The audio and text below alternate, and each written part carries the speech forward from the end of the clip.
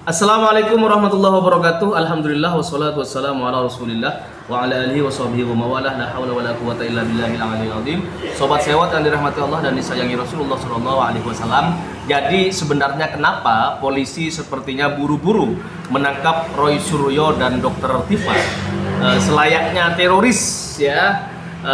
Oke, kita lihat bagaimana pendapat para pakar senior di Indonesia saat ini. Ada Profesor Dr. Jimli As-Siddiqi.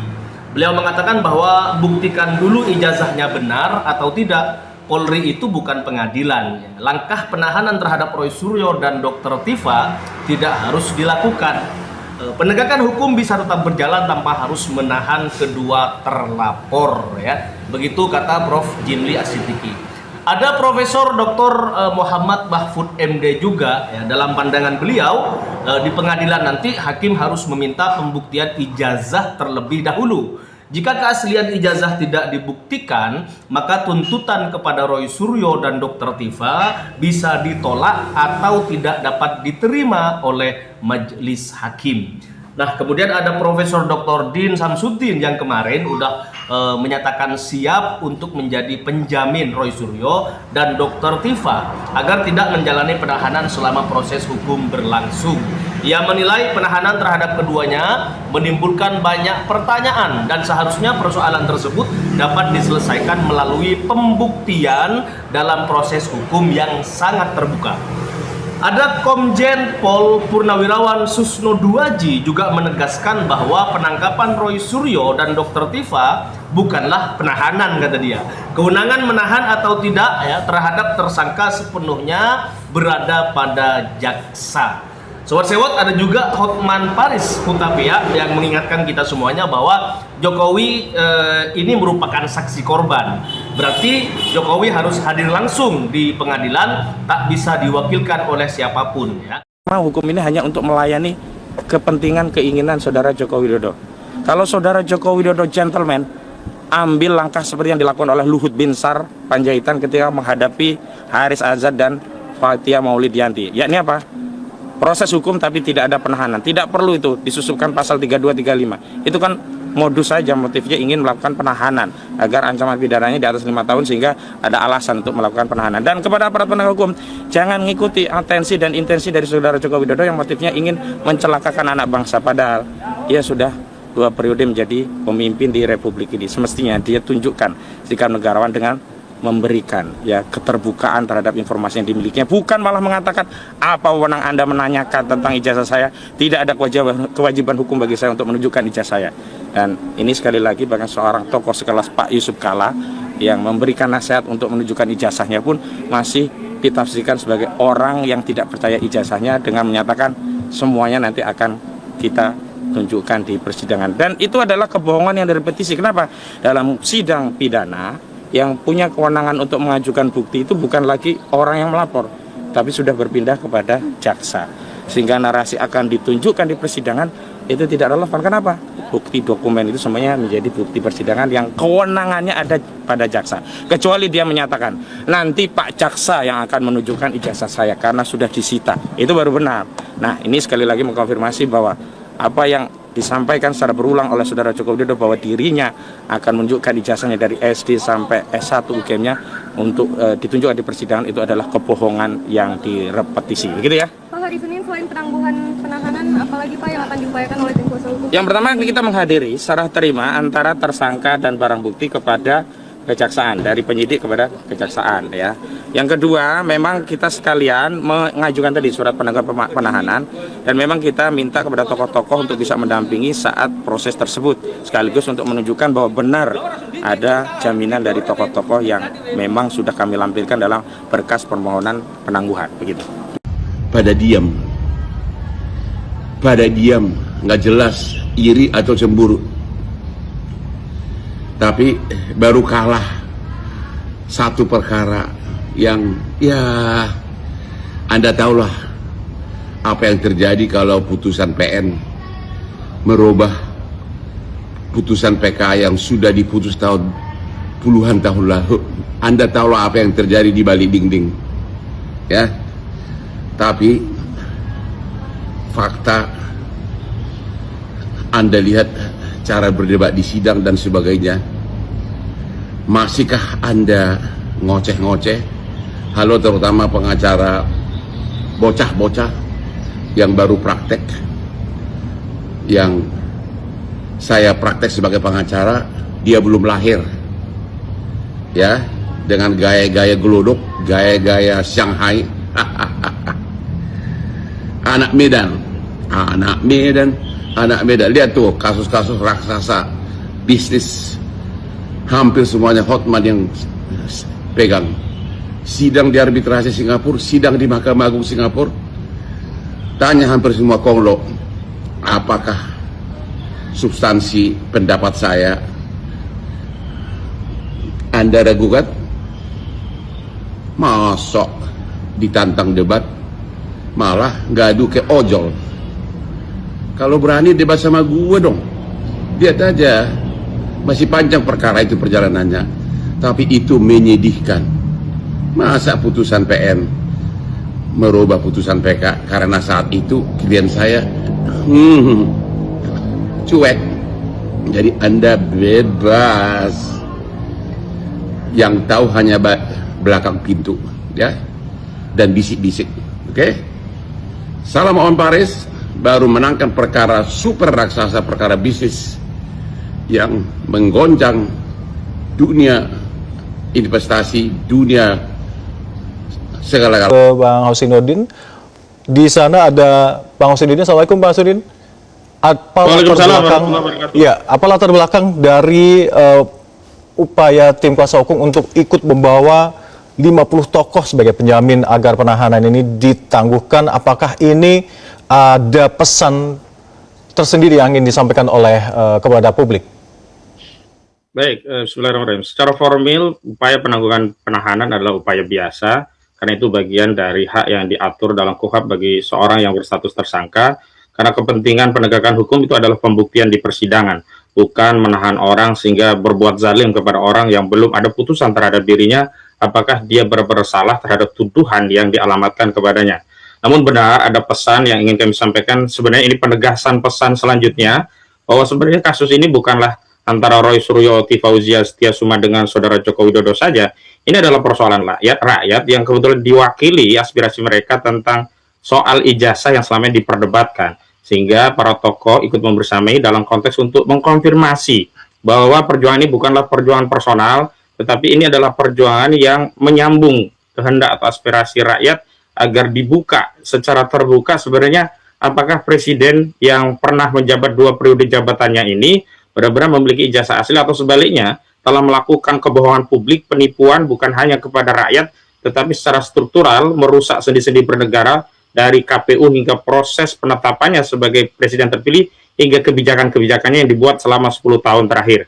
Dan perlu kami sampaikan juga bahwa permohonan penangguhan ini sifatnya opsional karena kami belum tahu sikap yang akan diambil oleh Kejaksaan Negeri Jakarta Selatan terhadap perkara ini. Karena sebelumnya penahanan yang dilakukan oleh Polda Metro Jaya itu belum bisa kita ajukan penangguhan karena sedang ada proses pemulihan, dan tentu saja kita akan melihat nanti bagaimana sikap setelah pelimpahan kepada Kejaksaan Negeri. Apabila Kejaksaan Negeri mengambil sikap yang sama dengan Polda, maka kami ajukan permohonan penangguhan. Namun apabila Kejaksaan Negeri bersikap adil, karena pada saat yang bersamaan Kejaksaan Negeri Jakarta Selatan adalah kejaksaan yang sama yang seharusnya mengeksekusi Saudara Sylvester Matutina yang sudah inkrah, tentu tidak memiliki alasan substantif untuk melakukan penahanan kepada klien kami, di mana pada saat yang sama pada putusan yang sudah inkrah, Kejaksaan Negeri Jakarta Selatan juga tak kunjung mengeksekusi Sylvester Matutina. Baik. Artinya Baik, kami sudah mendapatkan poin Anda bahwa klien kami tidak akan ditahan. Demikian. Baik, kita ke Bang Yakub Hasibuan. Bang Yakub, bagaimana Anda melihat pergerakan atau langkah hukum yang dilakukan oleh kubu kuasa hukum Roy Suryo ini? Apakah ini wajar dalam koridor hukum atau Anda melihatnya ini sebagai upaya tekanan opini publik? Iya, sore Mas Alka sebelumnya. Kalau kami sih tetap melihatnya ini adalah ya upaya pembelaan, ya artinya ya sah-sah saja dilakukan. Itu kan opsi-opsi hak-hak yang mau diajukan untuk mengajukan permohonan-permohonan untuk penangguhan. Walaupun kami sedikit berbeda pendapat di sini, kami melihat bahwa keputusan penahanan yang dilakukan oleh para penyidik tentunya sudah pasti dipertimbangkan dengan sangat matang. Dan perkara ini sudah cukup lama sekali Mas, sudah 1 tahun lebih. Perkara ini bergulir dan berdasarkan press conference dari Pak Dirkrimum terakhir juga sudah menyatakan terakhir ada 94 saksi, 26 ahli, dan ratusan barang bukti lainnya. Sehingga kami meyakini bahwa perkara ini sudah matang, sudah sangat siap untuk disidangkan, sehingga kalau itu nanti kemarin memang sudah dilakukan penahanan, ya kami rasa biasanya berdasarkan pengalaman kami akan dilanjutkan oleh penuntut umum sehingga nanti proses persidangannya dapat berlangsung dengan objektif. Karena kalau dari kami memang objektifnya itu hanya satu. Kami dari awal tidak pernah menggaungkan harus ditahan dan sebagainya, tidak pernah kami gaungkan seperti itu. Karena objektif kami dari satu adalah satu. Ingin perkara ini cepat disidangkan sehingga akhirnya Pak Jokowi klien kami dapat memperoleh suatu putusan dan mendapat kejelasan mengenai status ijazah tersebut. Karena sudah lama sekali kami ingin perkara ini diselesaikan. Karena kalau tidak ada putusan itu Mas, sampai kapanpun saya rasa bisa saja orang-orang manapun bisa mengangkat isu-isu ini lebih panjang lagi sehingga kita tidak akan mendapatkan akhirnya. Sedangkan di hukum ini kan setiap perkara itu harus ada akhirnya. Itu yang kami tunggu Mas. Baik, Bang Yaakob Hasibuan dan juga Bang Ahmad Husainuddin, kita akan lanjut kembali pembahasan kita usai jeda berikut ini. Pemirsa, tetap bersama kami di Prime Time News Metro TV.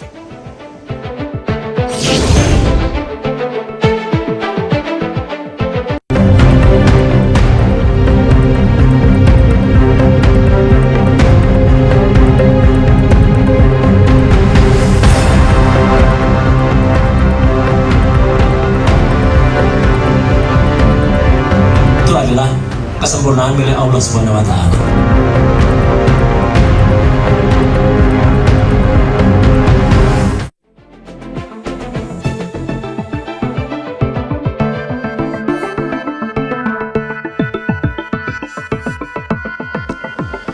Pemirsa, Wakil Presiden Gibran Rakabuming Raka merespon terkait dengan penahanan Roy Suryo dan Dr. Tifa atas kasus tudingan ijazah palsu Joko Widodo. Gibran meminta semua pihak untuk bisa mengikuti proses hukum yang tengah berjalan dan mendoakan kesehatan Roy Suryo dan Dr. Tifa.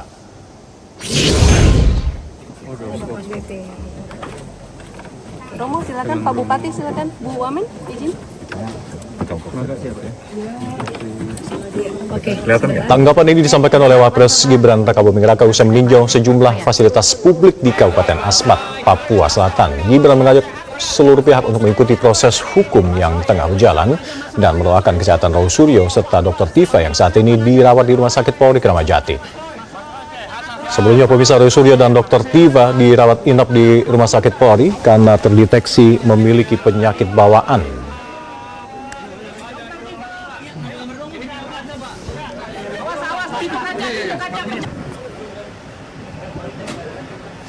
Ya, diikuti saja proses yang ada ya.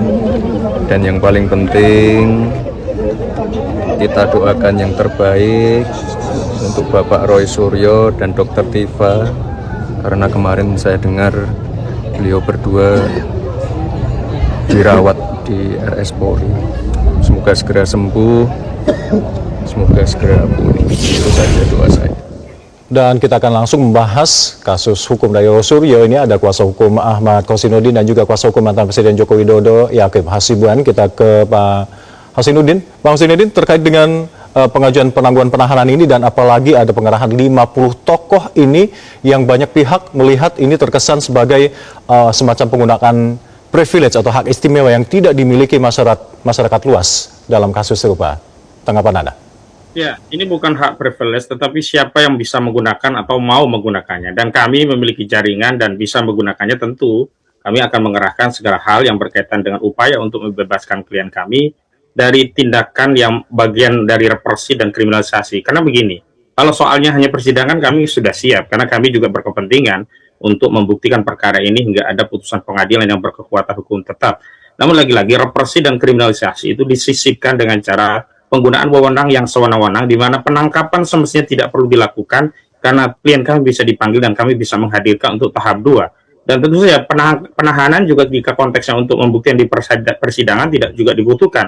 Sebagaimana kasus Fathia Maulidiyanti bersama Haris Azhar yang melawan Luhut Binsar Panjaitan, dan saat itu kasusnya juga sama, fitnah dan pencemaran. Nah, karena ada intensi dan atensi untuk melakukan penahanan ini setelah melakukan penangkapan, kami melihat ini bukan lagi penegakan hukum biasa yang harus dihadapi dengan cara-cara biasa, tetapi ini adalah alarm kematian hukum, emergency, maka kami melibatkan tokoh bahwa keadaan hukum di negeri ini sedang tidak baik-baik saja.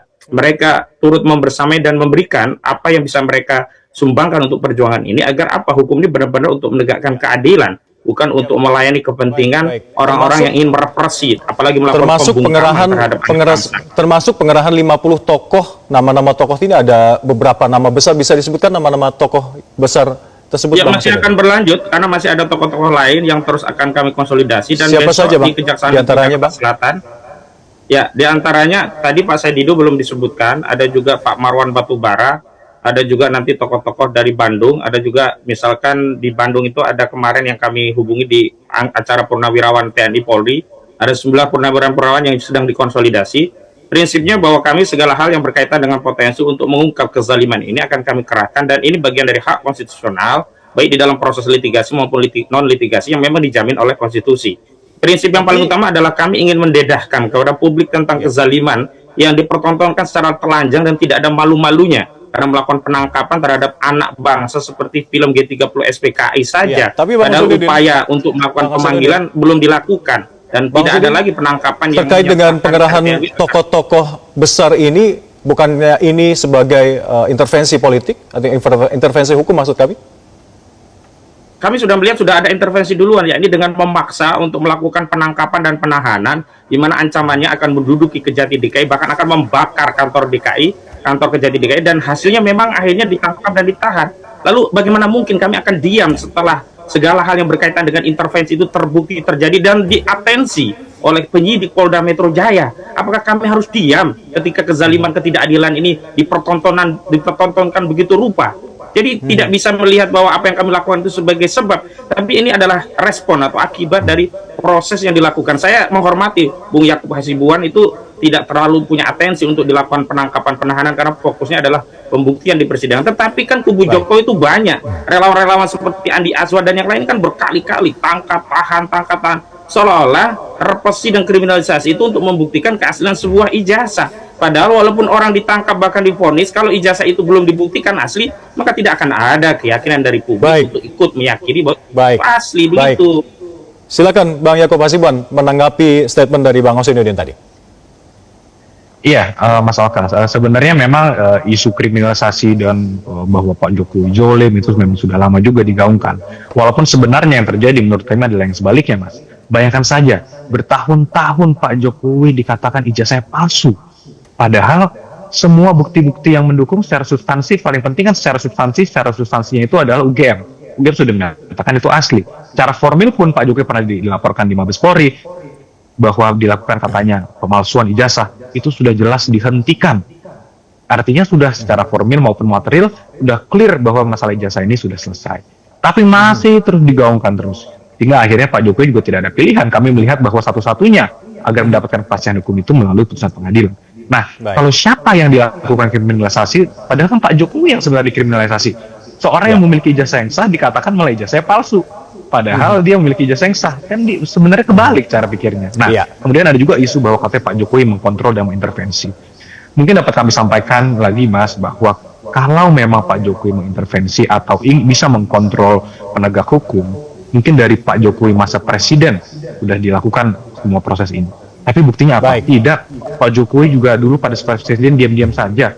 Sekarang sudah Pak Jokowi rakyat biasa, tetap dikatakan dia mengontrol. Padahal kalaupun Pak Jokowi katanya bisa mengontrol, ya apa mungkin selama ini, Mas? Mungkin 1-2 bulan sudah selesai perkara ini. Tapi justru karena Pak Jokowi menyerahkan kepada penyidik secara objektif, makanya semuanya diberikan kewenangan kepada aparat yang berwenang. Baik, Bang Yakub, seberapa krusial penahanan Roy Suryo dan Dr. Tifa ini dilakukan dalam proses penyidikan kasus ini? Ya, menurut kami karena ini sudah dilakukan, tentunya sudah dipertimbangkan dengan matang. Dan memang menurut kami sangatlah penting untuk para tersangka secara umum ini ya, secara normatif memang untuk tidak mengulangi perbuatannya. Dan mungkin kalau kami melihat memang ada dugaan-dugaan seperti itu sebelum-sebelumnya, bahwa walaupun sudah status tersangka masih terus tiap hari menggaungkan, padahal Pak Jokowi sudah mengatakan, kami pun secara kuasa hukum sudah terus mengatakan bahwa itu harus dihentikan, apalagi sudah statusnya tersangka, artinya dugaan tindak pidana sudah terbukti dan ini masalah pembuktian di persidangan. Jadi artinya kalau mengenai penangkapan dan penahanan, ini semua kan memang sudah diatur di KUHP. Dan menurut kami sudah sesuai dengan prosedur yang ada. Karena tinggal kita masuk ke persidangan, dan kami juga tidak mau terlalu concern kepada penahanan ini. Concern kami cuma satu, Mas, dari awal. Kita ingin cepat ini disidangkan sehingga masyarakat berhak mendapatkan kebenaran yang asli, dan masyarakat tidak lagi menjadi korban disinformasi publik, karena disinformasi atau hoax ini atau informasi yang tidak benar, yang menjadi korban itu adalah masyarakat, Mas. Baik, kita ke Bang Husnudin terlebih dahulu. Bang Husnudin, di tahap pelimpahan tahap kedua, akankah nanti Roy Suryo dan juga Dr. Tifa akan dihadirkan?